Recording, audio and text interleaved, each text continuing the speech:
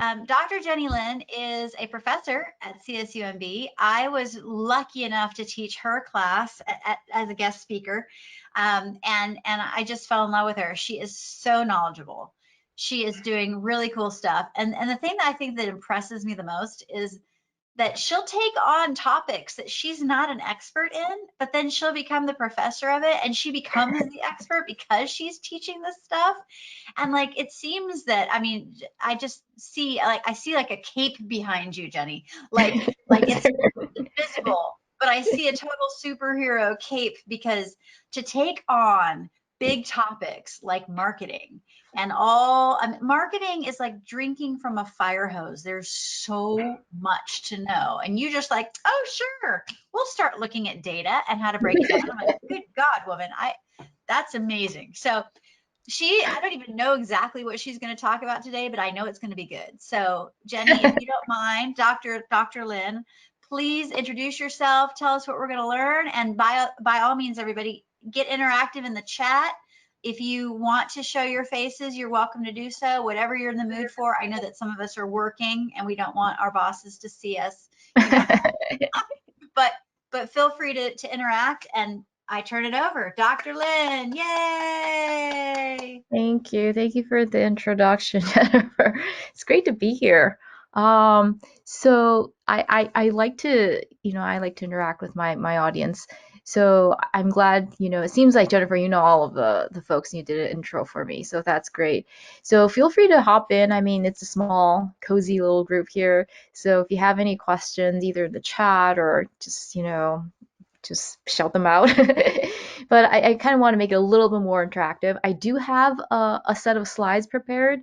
And I really, wanted to thank Jennifer for this opportunity, because it really helped me to kind of think about the work I've been doing. So like Jennifer mentioned, I am very adventurous in some ways.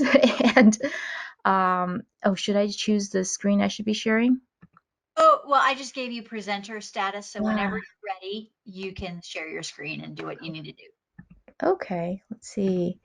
So Chrome, oh, this looks a little bit different than what I'm used to. I'm used to doing the Zoom, but okay. Oh yeah, go to No, meeting. there's a few things. Okay, cool. Am I sharing something right now? Not yet. Let me try again. Oh, I see that it's activated, but I haven't seen it actually pop up. Maybe it's a delay, or did you select Okay. the window that you want? So you Yeah, I select selected the it. PowerPoint window, Yep. but So you select it, and then yeah, okay, and then it should I share. did do okay, but it's not showing up right. Correct. Hmm, interesting. Let me try again. You have to Share. click on the window that you want to share, and then Right. Microsoft. I did share. It's not showing up right. Let me do don't you something love else. technology? It's a dance. One step forward, two steps back. One step forward. Oh, that's what you do, right? You and your Right? husband dance. How about this one? No, I'm sharing my other monitor. Hmm. Nope. Don't see So it. my share screen icon is not turning blue. Is that supposed to be an issue? Yeah, you need to turn it blue. It's not turned. It's not blue. It's gray. Okay. Well, I can you do it can. without the slides? I have a lot of visuals. I think it Okay. would be helpful, and I actually looked up some Sure. stuff to help with. Do you want to share it? Do you want to share the slides with me and I present? Yeah, let me send you the slides. That Okay. might help. I can do that. And then you can pull Thank you them up. everybody for your patience as we figure this out. Sorry about that. It happens. It It happens. actually happens pretty often. Right? That is the Let's beauty see. of what we've learned in this wonderful pandemic. You just got to roll with it, right? And just when I think I finally figured this out right here, presentation. Okay, it's uploading. Okay. I wonder if it'll work if I log out and log in again. But let me just send it in. Yeah, I just sent it through email. Okay. But I can start talking. It's Yeah, a go ahead and project start that I've been talking. working on. with my co-authors, and it's really something that I've kind of looked into from a different angle. So like Jennifer was talking about, I teach marketing, and what might make you nervous, well, I don't know if you know this, Jennifer, but my background is actually where I was trained in my university days in veterinary medicine. That's awesome. So, so, and that's probably why I've, kind of have this mentality that, what I think, you know, and why I am fearless in taking on topics that I don't feel like I'm an expert on, because I feel like I can learn, right? And I enjoy learning. I just think keeping that, that hunger, that thirst for knowledge and learning, is kind of key to anything. And so that's sort of a little bit about my background. But what I'm interested now is looking at the role of social media. And we teach about social media marketing and how it's important for brands and companies to be involved in that with engaging with customers, right? Those type of things. And how many of you are conducting some form of social media marketing? I'm just Oh yeah, curious. for sure. Obviously, there's The Jennifer. entire Rockstar Marketing Squad. And so I know many of you here probably an expert, right?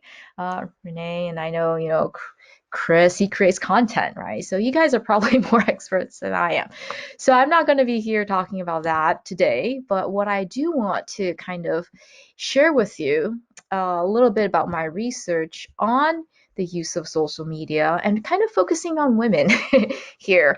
And that's actually what really got us started, is looking at, are there any gender differences? And so, which slide are we on? I Uh, went ahead and went to slide all two. right. You Okay, want me can to we keep go going? with, yeah, let's go from the beginning. I just want to show you my topic here. Um, yeah, so really I'm looking at the role of social media. And obviously that we know that there are negative and positive outcomes from using social media. However, I wanted to kind of give you maybe from a different lens. I don't know. I'm hoping to kind of just spark some ideas, spark some thoughts for all of you. Okay, so that's kind of my purpose today. If you go to the second slide, so I wanted to kind of structure by showing you some literature. This is work that's, you can find this online, that shows there are differences in gender and how people use social media and how it impacts people, okay, in positive and negative ways.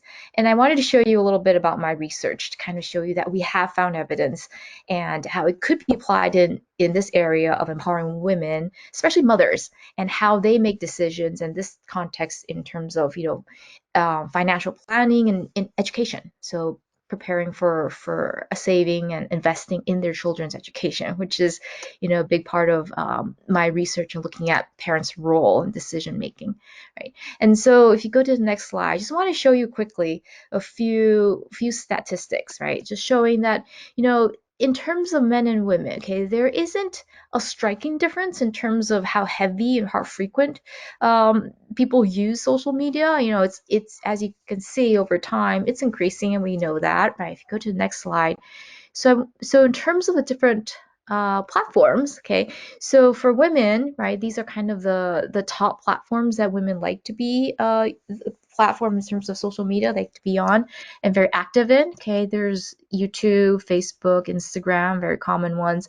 But what really kind of we see a difference is Pinterest, right? Pinterest is one where women are much more active on versus men. Okay, go to the next slide. I think here is where we kind of show, there is a slightly gender gap when we look at the specific platforms, right? In terms of Pinterest, there is a higher use among women and higher use among men for Twitter. Okay, and then a little bit more for Reddit, right? So where there's a lot of, a forum-based discussion, opinion-based type of places that are more dominant by male. Okay, if you go to the next slide. I confess, I love Reddit. I find Reddit to be very cool. Yeah. And I think the gender gap is closing in terms of those usage of those platforms. Yeah. And so in terms of, so looking at the qualitative, so that was just kind of, a quantitative comparison, right? But here, if we look at how people use it, versus men versus women, and so in terms of the use and how they're using it, it's a little bit more about connection for women, right? You see, they use it for purposes of connecting with people, right? They like to discuss and get ideas in terms of addressing personal issues, right? They like to use, the visuals, including emojis for a lot of expression of their emotions, right? And so use a lot of visuals, including photos as well, right? So for men, we kind of I saw that with the type of platforms they tend to kind of gravitate towards. They like to use it for finding information, more text based. They like to have these back and forth discussions, but using words more so, right? And so we kind of see that difference existing, right? If you go to the next slide, think we go on and look at, okay, how they use social media, right, in terms of what they use it for. So these are often, the top things that people use it for, to stay in touch, to connect with people, but more so for women, okay, and to update status, to kind of show, how to share with people their personal lives, right? A little bit more women doing that. So, okay, entertainment is a little bit more, equivalent, and using for information search. As you can see, it's pretty equivalent as well. Okay, so if you go to the next slide. These are really great slides. And by the way, Megan Mayer has requested that you share these with us when we're all done. Yes, I sure. agree. Fantastic visuals. Thank you, Dr. Lynn. Yeah, that's why I made you share the slides. There are visuals. I think that would really help. And another thing I was talking about, how this preparing for this presentation, really kind of just helped me kind of research and kind of see, what is out there in terms of what we know about men and women. Okay, because the research I'm going to show really focus on women, and I think all of this kind of shows the importance of really looking into how women kind of use these platforms slightly different than men. Okay, so because then that kind of helps us pinpoint into how, us as marketers, advertisers, how can we utilize these characteristics that women have, their habits, and use social media as a form of media to really connect with them and help them in terms of empowering them. Okay, because as you can see here, right, women enjoy these certain types of topics and how they use to connect, right? It's more emotion based, a lot of connection with people, right? So they use that as a form of, really networking, right? Versus men, they like to kind of use this to connect on certain topics, so really focusing on the content itself, right? And so that's sort of what we see that's different. Although both kind of, both do agree and appreciate humor. We talk about appeal that usually works best, right? And then aspirational ones, so more positive focused type of message. And we see that a lot with the use of social media influencers, right? The same message. I was talking to Jennifer earlier. I was looking at anti-domestic violence ads, and traditionally, PSA ads, right? That's kind of, where we take social issues, we present them, we try to make change, right? Social change.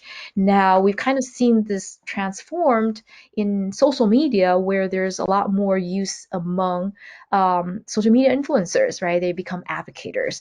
And so they take the same message, but instead of using fear appeal, those type of more negative and dark appeals, which make people, attracts people attentions, but it actually puts a positive light when social media influencers take on this topic, right? They make it more positive and more empowering. Okay, so that's something we're kind of seeing this shift in the society, and we're trying to understand, is it more effective, right? Could it be, or maybe not? We don't know yet, right? That's sort of the other project I'm working on. Okay. So if you go on to the next slide, and this is just kind of a word cloud analysis of the words people use in social media posts, and you can see there's a lot, you can probably tell, right, which side is male, which side is female, right? So those are the type of words and themes that kind of shows how people process and utilize text. Okay, go to the next This is slide. amazing. Yeah, yeah, no, I'm like, wow, yeah, wow. There's a lot of fucking going on. There's the kind of language people use. Yeah, Right? there's a lot of interesting stuff and research people have done. Yeah.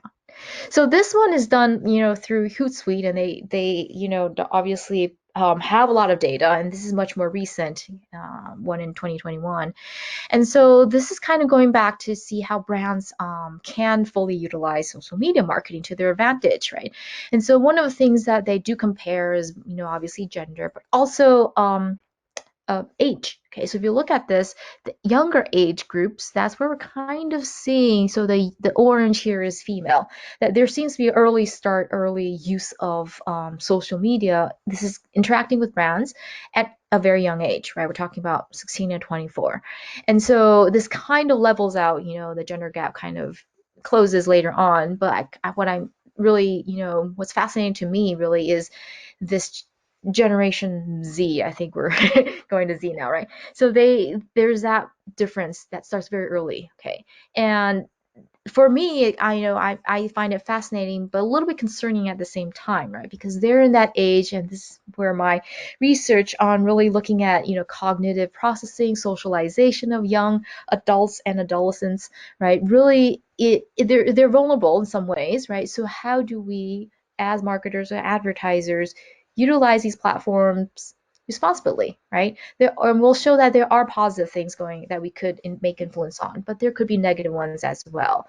So for those, especially in the younger age groups, that's really where we need to be very mindful. So that's kind of my pitch there. If you go to the next slide, thank you.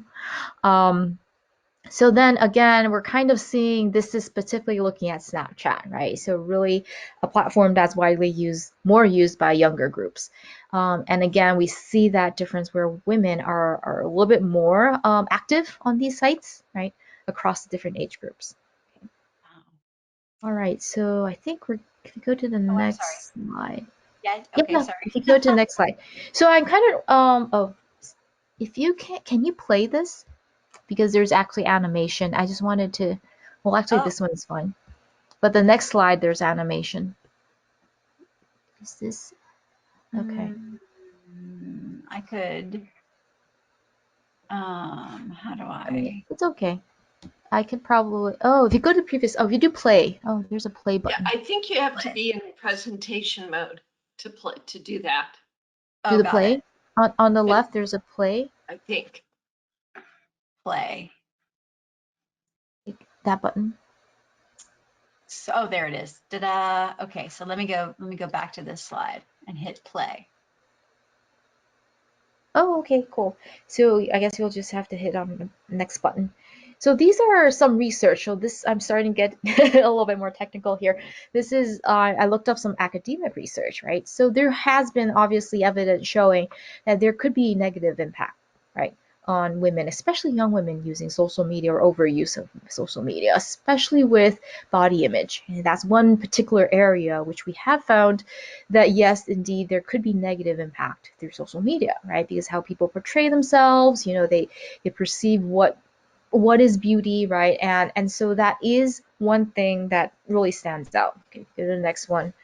And it could impact, in terms of physical health, eating disorders, those type of things, right?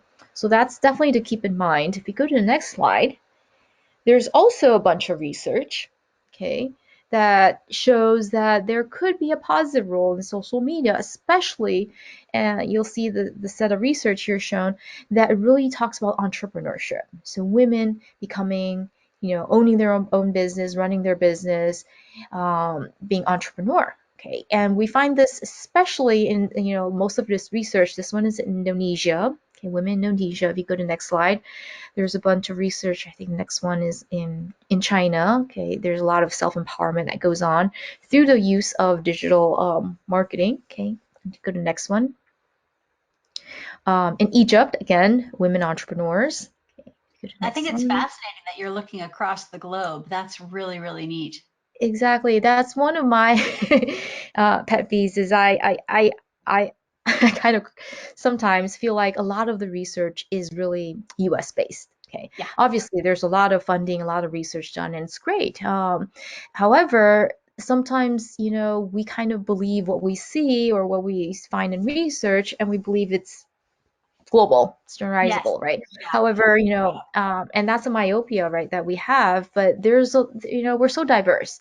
So I like to kind of see what's going on in terms of what else is going on in the world, and Nice. so especially in this line of research, another one in Indonesia, right? There's a lot that goes on in the world, and we're seeing a lot of empowerment, especially in entrepreneurs across the world in women. Okay, so that's for me is very encouraging and very fascinating. Okay, so if you go to the next slide, So despite there's a lot of talk in news and about the negative use of social media, right? I wanted to just kind of show that there is still a lot of positive outcomes from the globalization and the use of social media, right? This is another one that talks about, we just showed earlier, that there's a lot more a communication based type of use of social media for women. Okay. And then this comes back and talk about entrepreneurs again. Okay. So kind of transitioning, using that as a base, I want to show, this is a particular research that my co-author and she's in India. So we actually started this research in looking at mothers in India. Okay, talk about global. And so we started off there. Okay, we wanted to look at the role of social media in India and their use of WhatsApp in particular in that society. However, the research I want to show here is actually done in the US. Okay, so I wanted to show that, we've done a lot of research that's global, right? And it's not only I want to show that it's not only empowering for women outside the US, but it could be also in the US. So this set of research, we kind of look at how people use social media, right? We saw earlier, men and women use social media slightly differently, right? In terms of how they engage, the type of information they look for, the type of, rewards or type of things they hope to achieve from using social media. And so that's why we wanted to look at, people can, and this is kind of the traditional way of looking at social media use, is there's passive use and active use, right? And so kind of the sharing of information, the engagement in terms of discussions and all those other interactions, those are active users, right? So they create content, they share it, they discuss, right? They express their opinions.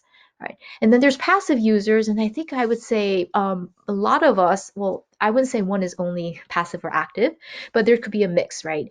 But so when you're engaged in passive use, you're more just reviewing, reading, kind of processing this within. Okay, not saying it's not powerful, because we will show it. We actually do show that being even, so it's so powerful that even when you're passively intaking this information, it could be empowering the self. Okay, but we do want to distinguish there's these different types of use, right? Because for marketers, we like to engage people in brand interactions, and it's important. We'll show that also through active use. There's also advantage of that. Okay, and so obviously research has shown that especially using active engagement, it does increases, purchase decision, influence purchase decisions, intentions. Okay, so if you go to the next slide, in this. To add to it, Mm, online communities are really trending right now. And so a lot of people are trying to get their Facebook groups to have a very active community. And as an mhm, example, I belong to the Jacksonville Wealth Builders Not Your Average Investor show. So every Tuesday and every Thursday, they have their online meeting where they present an idea or have an interview. And then, we've got this whole community, and we're in the chat blowing it up, and we're like, getting to know each other. Well, it's gone from being strictly an online community to an in-person community, because today at 3 o'clock, we are having some of these investors who are part of the community that live up in the San Jose mm. area. They're going to come down and we're going to hang out together. So it's absolutely correct, Jenny, that, like, yes, the active use of engagement with peers is suggested, and it creates that community, and it really fortifies the brand. And then you've got that personal connection, and bam, you have yourself a really active tribe that supports your brand. So it's happening. Exactly. Yeah. Yeah. A lot of these things, it starts with the industry. And, we kind of study what we see as phenomenons, and then we kind of, put theory on it and explain what, how, and why it happens. But really, it's happening, right? It's in practice. It's all already happening, right? And so what we're all usually just trying to do here, especially, you'll find that, kind of, what do you call it? It increases confidence, right? Kind of helps you say, yes, what we're doing is helping, or maybe what we're doing could be done this way, because evidence is showing that. So that's kind of what I hope to bring to the table today. So one Nice. of the things that, for the, I won't really talk about the education side, but part of it is from a project where we're looking at, investing in children's education, but we wanted to kind of connect and show that there's many outcomes of how social media can influence people, right, including brand engagement. But one that people may not normally think about or make that connection directly is how it can impact how parents spend their money, where they spend it, and how they invest on their children. And this particular one is education. Okay. So what we want to look in this particular study is see how people use social media, especially mothers, can influence how they invest in their children's education. Okay. So we go to the next slide, and I think I jump right Sorry. into the what we find. There we go. Okay, well, before I show you what we find, Oh, I I'm wanted to sorry. kind of show you the prompt that in terms of how, oh, no, that's correct. Oh gosh, I, I'm sorry. Hold on. so there were, Once I got we, into I the think we chat, had, once I got into the chat, I couldn't get out. Okay, the prompt. Here we go. yes, this is right. So what we did in this experiment, we had actually two groups of participants, mothers. We had them recruited, make sure that they had children between the ages of 11 to 17, so they were kind of school age, getting ready for college, those type of age groups. And these mothers were kind of put into two groups. So we made them, one were active, so we kind of activated their active side, and then one was passive. What we did was we gave them a series of education related readings. We presented as posts that you would see online and had them read it. Okay, and the passive one, that was it. Okay, and the other one was we actually had them share it, right? As you would do when you come across something interesting you find when you're doing any, on social media, you would share it, you would send it and tag your friends, right? And so that was sort of an active condition. Okay. So we wanted to see would there be a difference, right, in terms of how people engage with content on social media. So if you go to the next slide. Thank you. These are the kind of the articles we selected, right? This was during the time of COVID when we did the study. So it was a kind of some articles that were kind of timely that talked about, relevant issues. People are looking up information, right? Parents, what was relevant to parents was how do we, navigate this? Well, online learning, what is it, right? So we had some articles related to that. Go to the next one. I think it's also, okay, just talking about technology and education. Um, Podcasts and students. Okay, so as I said, passive, they just read the article. The active one, if you click on it again, Oh, oh, sorry. I something did. was missing.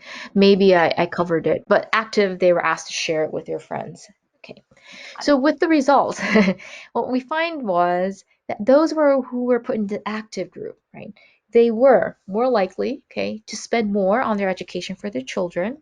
Okay, they were also willing to spend, their savings, the extra money they've saved up, right? We asked them if they would use it for traveling, for purchase other products, or would they use it for education. They're more likely. Okay, and then they were also more confident, right? This is kind of where we're getting into the psychological impact in terms of how they felt that this could really help their children's success in the future, right?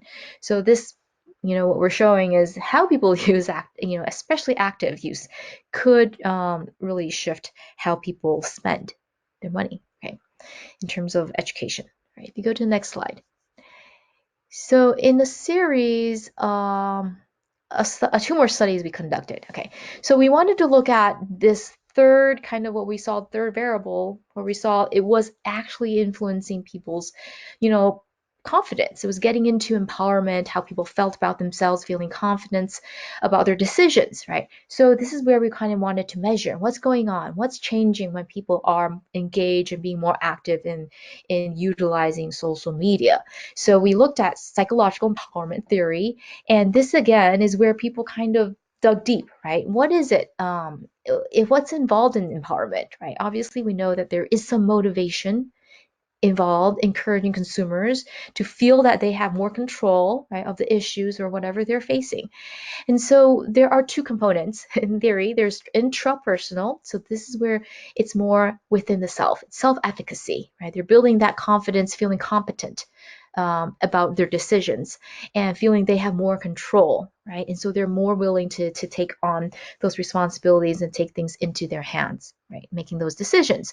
Interaction empowerment is another form of empowerment that occurs with building of that community, like Jennifer is talking about, right? When you have with others that collective action where you're kind of getting that reinforcement, positive reinforcement from others, right? So through those relationships, there's also the empowerment built through that way. That's what we call interactional empowerment. Okay, so if you go next, so what we kind of, tie the two together, right? When there's active, passive use and engagement versus intra and interactional, we wanted to see, is one particular form of engagement going to lead to specific type of empowerment, right? And is that going to predict spending habits or behaviors, intentions in terms of education, okay, and for the children. Okay.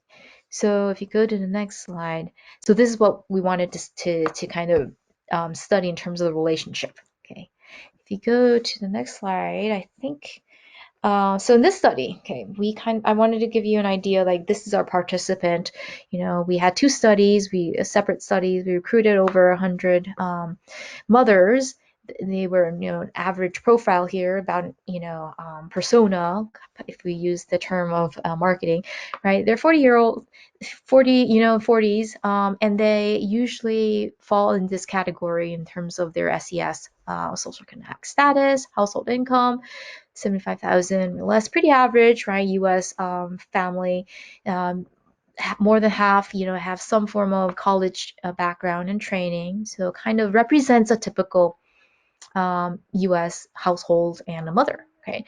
And so, as we know, in the US, more than 90% of them actively, or not actively, but they participate in some form of social media use. So if you go to the next slide, we actually focused on the use of Facebook in this study. Okay, so you can ignore all the numbers here, but we wanted to show you that depending on the type of use, right, active, passive use, what we find is with active social media use, there's a strong relationship in terms of how that influences one's intrapersonal empowerment. So first of all, we see there's empowerment increases in both use, right? You see the arrows going from active and passive, right, to the two types of empowerment. So that itself is reassuring that there is empowerment going on despite what type of engagement is happening, passive or active. Okay, so that first of all is good news. Now, for our research minds, we like to know what type of empowerment is going on. So perceived competence, right, very internal focus, individual based type of empowerment goes up when people is engaged in active social media use, and that leads to educational expense, more spending on education. For passive social media, right? Which was kind of what we weren't sure what we'll find, right? We're like, okay, if people are just reading, they're not really engaging, is that not going to have strong effects? But what we're saying is it could still have strong effects, right? Because it could still lead to other empowerment that may not be showing up in their social media use, right? Because they may not be engaging through social media, but they could be interacting later on with their friends, right? Offline, who knows, right? And so that's what we're showing, that there's interactional empowerment that still goes on. Okay. And in fact, a little bit increase in intrapersonal with the control. They feel like they have a little bit more control because with knowledge, right? They've been reading, they've been, immersing themselves with information on social media, but they take that offline, and that helps with their empowerment as well. Okay, so we go to the next slide. So what we wanted to show further, right, is we kind of show that there is some behavioral change, right? People do spend more, but in terms of education planning, especially in the U.S., planning for college, right, there's a lot of um, money involved, right? So it's not, so there's like pre-planning. Where do we save the money? Where do we get money from, right? So we started to look at, does that translate into savings as well, right? Because you need to spend it later on, but where do you save it? And where do you get it from? So that starts with saving. So then if you go on the next click, right? So we kind of looked at other forms of educational expenditures. If you go to the next slide. It's funny, I'm Again, hitting, oh, there we go. Took a yes, to so this one. covered. So we see similarly Thanks for for driving my slides. So here's the third study we did. Okay, so as you can see, we kind of replicated what we found earlier, right? Active, passive use. However, people are using social media, as long as they're exposed to, information, they're processing it. If they're sharing it, yes, it leads to more intrapersonal engagement, leads to expenditure. If they're passively using it, they're just reading it. It could still, still result in offline kind of engagement with their peers collectively. Okay, and what's really interesting is we're finding, although they may not be spending it immediately, right? But it is kind of preparing them later on because they are engaged in more savings. Okay, they are engaged in tracking their expenses, which we know is important, right? To kind of start with your financial planning, you need to know where your money goes, right? So a lot of this planning stage stuff is going on, even for those who are passively using social media. Okay, so we're kind of showing not only increases spending in education, but all this pre-planning is happening. Okay, This so you has go to been the next. fascinating stuff. Oh my Yeah. goodness. So that's kind of where I wanted to kind of leave you off with. I know it's like, okay, so what does all of this mean? Okay. So first I didn't want to kind of brush like the dark things under the rug like we were talking about earlier, like um with the previous speaker that talked about domestic violence, right? It's there. We want to acknowledge that, right? With social media, there are concerns, with the use or overuse or misuse of social media, right? We all know there's like cyberbullying, right? There's all these dark things that happen, and I'm not saying that they don't occur, okay? So, however, I do want to focus for this presentation on that while we do acknowledge that those, and we're still working on those other things, right? That there are still positive things that occur with social media. So I do want to kind of bring a positive light here because there are people like, hey, we're just going to stop using social media, right? I'm going to delete all my accounts. I'm going to, run away from all these things. And I would say, no, I don't think that's the that's the solution here, right? There are these positive things that we should embrace. And then there are these negative things that we should still keep on working as a society as a whole, right? And so that's kind of what I want to show, that there are these positive things that's occurring. We don't want to dismiss them. In fact, we want to embrace them and keep working on those negative ones. Okay. And then one thing that I wanted to kind of also show was previously I showed you all these statistics, right? This is how people are using it or what people use it for, right? But and what does it mean, right? How does that translate into our actions and our behaviors and our beliefs, our attitudes? And so that's really where I wanted to show my research to show that it is transforming into what we call empowerment. And there are these empowering things that are occurring psychologically, and they do translate into positive behaviors. People are saving more for their children's college.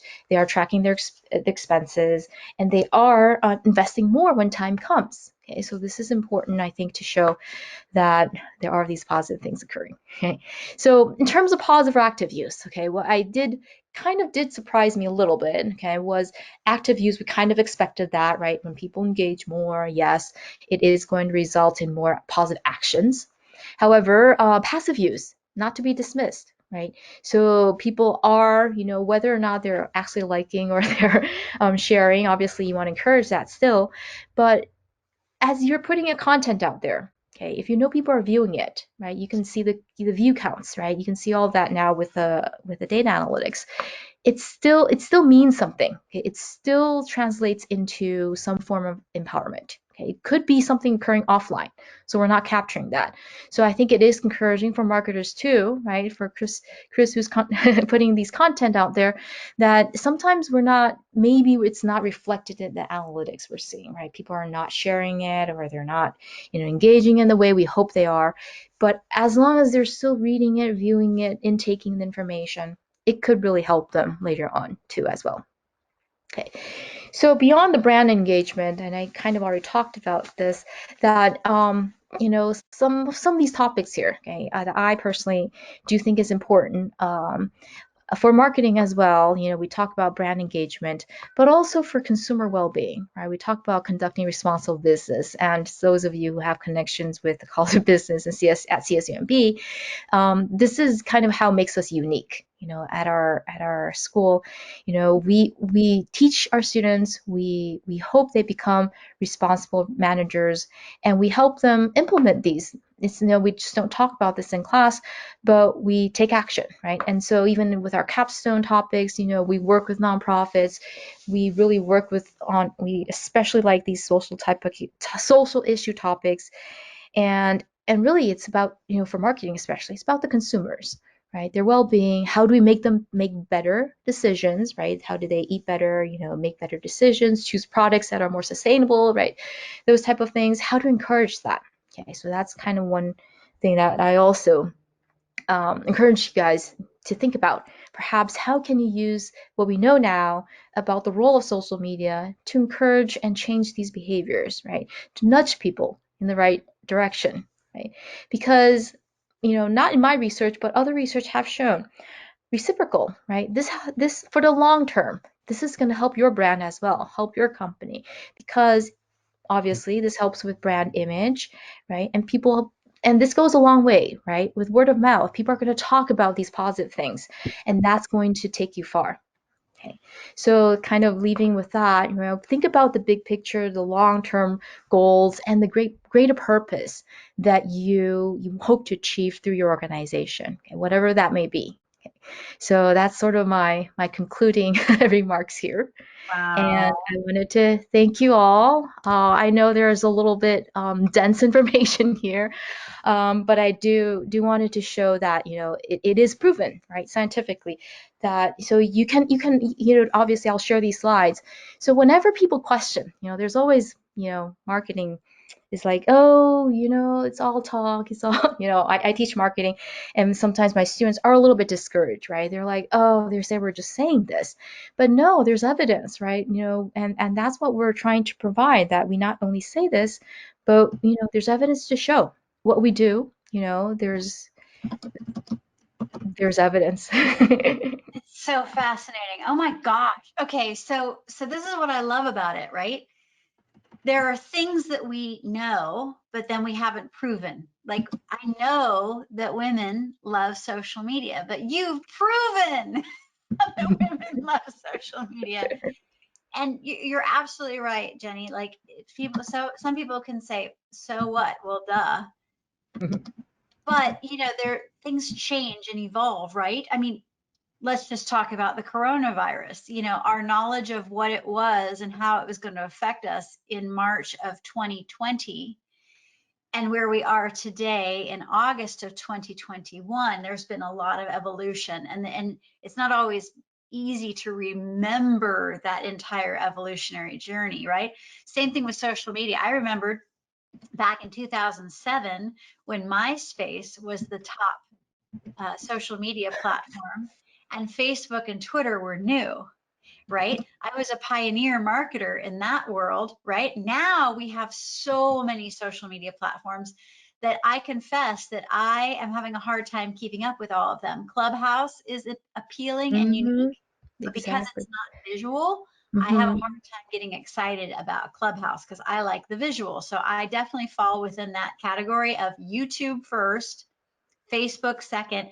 And for me personally, Instagram is like not so exciting, but I do recognize that a lot of women are on Instagram, and that's Hmm. where a lot of clients are sitting because that's their target demographic. So we understand that Instagram is an important format.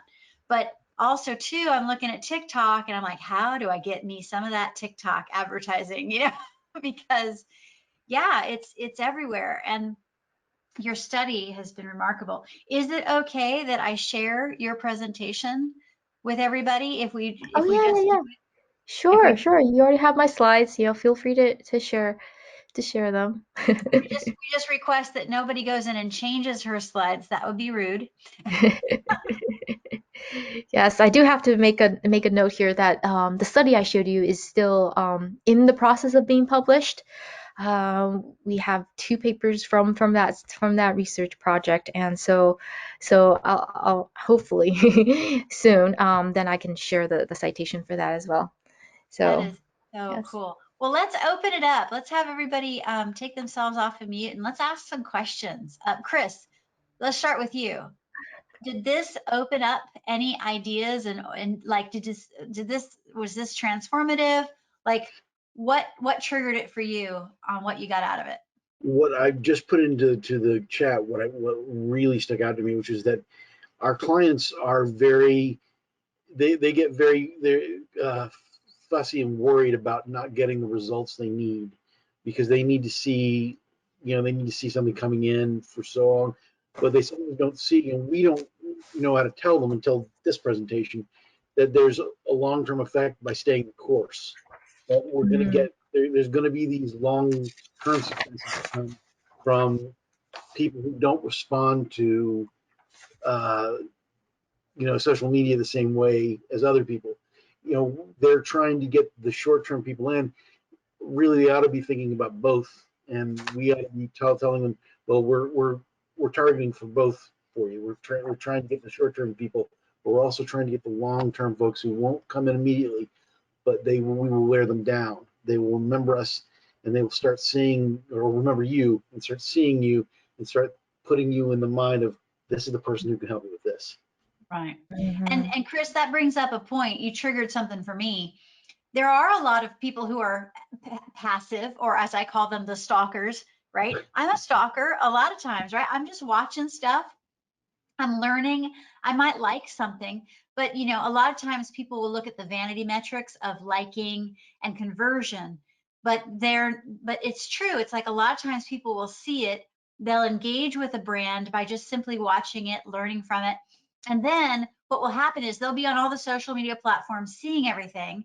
And then a couple days later, they'll be like, where do I need to get my car repaired? Oh yeah, what was that place? And then they go to Google and they do car repair near me, and then they see that brand that has been on the social media channels. But guess who, in marketing terms, gets accredited for that lead? Google, not social media. So mm. it is a journey with multiple touch points. And so it is, you're right, Chris, it is important to remember there are a lot of passive people on social media that may not convert, but they will later. That's awesome. Renee, what about you? What did you see out of it? I saw you had some great comments in here. Oh, well, I like the statistic about, the genders, the different genders. It just brought to my mind a reminder that overall, when you're marketing, that those two segments, you want to be at least aware of what kind of content you might be creating, or if you need to do something more specific, you would market to both differently, different images, especially when she was showing the images of what men look at, the The vulgar cars. words and the guns and the action versus the images about sentiment and connection and relationships for women. um, that's very crucial information to know as business owners. Very cool. Exactly. And Megan, I know that you were participating in here too. You really like these slides. What takeaways do you have from this? Well, it's fascinating to see the numbers support what sort of makes sense to us, right? It's like, that's how I would think things work, but I don't really know. And you have really clearly set out some numbers to explain it. It reminds me of in the 90s and the 2000s when doctors would say, oh, that doesn't influence my decision, that dinner from Pfizer. I make my decision. My husband's a doctor, so I love doctors, but how they would say, oh, I'm not at all influenced by the marketing efforts of the pharmaceuticals, but the numbers play out a very different story.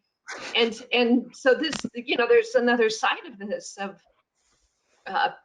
people passively looking at negative um, messaging. I'm guessing that there must be a similar response. So if they're actively engaging, they have greater response. But if they're simply looking at it, then there might be some engagement too. So this is a really powerful platform that we need to use well and use Mhm. effectively. And then the other thing is, how do marketers not reinforce stereotypes that hurt women and hurt men by boxing them when we are trying to target them? That's a line I don't understand. Of course, I'm not really a marketer, I just have a business. But it seems to me that that would be something to pursue in the future? I mean, these are really important, big questions that you've put forth, and I look forward to your research. Thank you for doing this work and for sharing it with us. Thank you. That's a really good point about stereotyping too. And that's something that I've been treading carefully on because I myself, right, I feel like, are we putting people into boxes here? And so yeah, sometimes for research purposes, we do kind of well, not overgeneralize. We do have to make some sort of distinction. But I think, yes, when we interpret the data, however, yes, that's when we do really keep in mind this is not, we're not saying it's across the globe, it's, everyone's like this. But again, this is kind of statistically saying, yes, in general. Great stuff. Rosemary, what you got, girl? Oh, excellent presentation. Really got me thinking. And like you said, what is part of marketing? Repetition. Like you said, people will see it on social media, it'll stick in their mind, and then you see it on Google. So it's so important to be out there in many ways. And I'm Oh, she hung up a little bit. thinking about women, we want to market. Let's not of that think to women, but go with these bad stereotypes of women. So I love that's a vision. Yeah, and that's what women are going to be attracted to, but I hadn't thought about it. Yeah, that's great. So the whole thing, I'm going to re-watch those slides. That was excellent. Thank you. Oh, thank you. Yeah, excellent. And Mercedes off camera, but she's with us. Mercedes, did you get any cool stuff out of this? I know she liked the graphics. She said she loved the chart.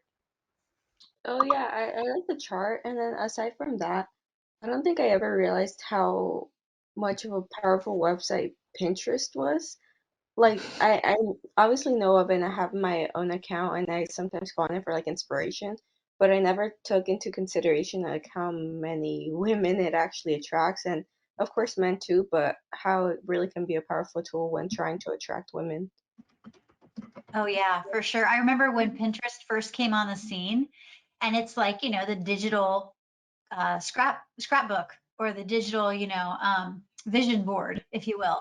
And I just remember when it first came on, like brides were planning their weddings, like, oh, this is exactly like, let me show the pictures of the dresses. Let me show, like, they were using it as a way of communicating with the bridesmaids and the rest of the bridal party of how they wanted everything to look. And it was revolutionary when it first came out.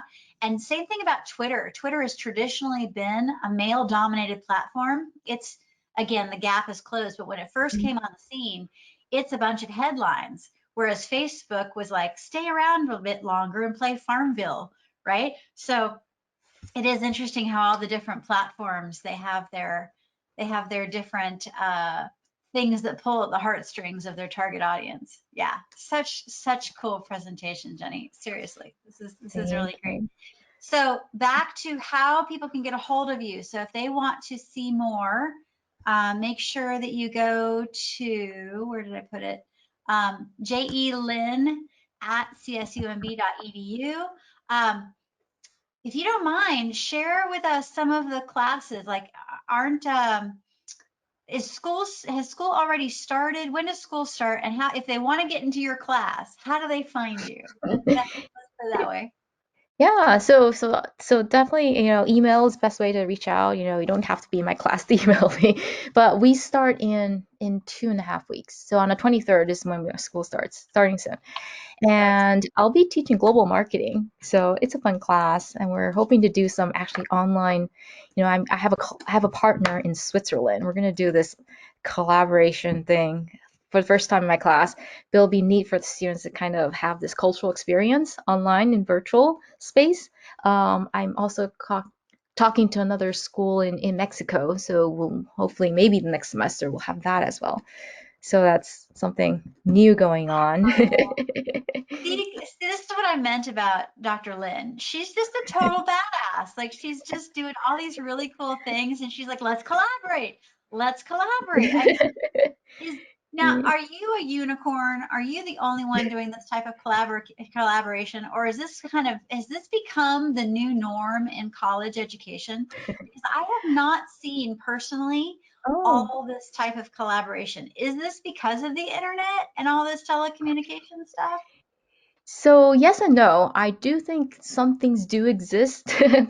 Like for instance, the program I was talking about these international collaboration. There is a program I'm going through to make these partnerships through. But in terms of individuals, actually, I am kind of, I'd say, not a typical approach, taking a typical approach to teaching. I think I do like to experiment different things, and I maybe because I get bored easily, I like to learn new things all the time. And speaking of TikTok, I'm actually working with, and you've met Jenny Kwan, another professor. She's Uh-huh. in entrepreneurship, and she's kind of like me. We have similarities in terms of she loves collaboration, interdisciplinary ones, and she's so creative. And one thing we've been working on this summer together, our first collaboration, and also interdisciplinary. So we're looking at a stock market. Well, her interest is looking at information about stock market, how it works, but we're looking at how young adults, we're talking about like our students' age, are first, investing and getting excited about Robinhood, kind of risky, these things. And we're looking at TikTok as source of information, how people are using this, interestingly, for their decisions on how to and where to invest. There's a And so, TikTok so about investing. Yes. exactly, yeah. So we're actually working with another professor in the cinematic arts. Okay, so talking about interdisciplinary research, he's going to be developing these TikTok videos. We're going to make it educational but fun, but interesting for young folks. Because we do want to put out information that's a little bit more objective and less misleading. Okay, there's a lot out there, but at the same time, we want you to kind of examine and understand. For me, I think it's fascinating to see how young students, college students, how they're perceiving this form of using information on social media to make pretty important decisions. So that's kind of an ongoing stuff we're working on. I think it'll be of interest to you guys. You talked about understanding TikTok. We're also learning about that as well. And TikTok's awesome. I yeah. love it. I could easily waste 2 hours of my day every day on TikTok, but I appreciate the educational yet entertaining format. Well, everybody, we are at the top of the hour. Oh my gosh, Dr. Lynn, thank you. Oh, Oh my gosh, it thank makes me you. want to go back to school and become a student because like you're presenting really exciting information. And again, if I can contribute at all to whatever you guys are doing, if you do some real world research, have us be domesticated place, whatever, please let me know. I would love to be in that regard. Yes. Yes, we'll be in touch. If any of you are interested to pursue an MBA program, I am teaching an MBA course, which I actually developed the marketing course. So there's a lot of my stuff in there too. If any of you want to pursue an MBA. Nice. Thank you so much, everybody. This concludes our Rockstar Summit. Oh my gosh,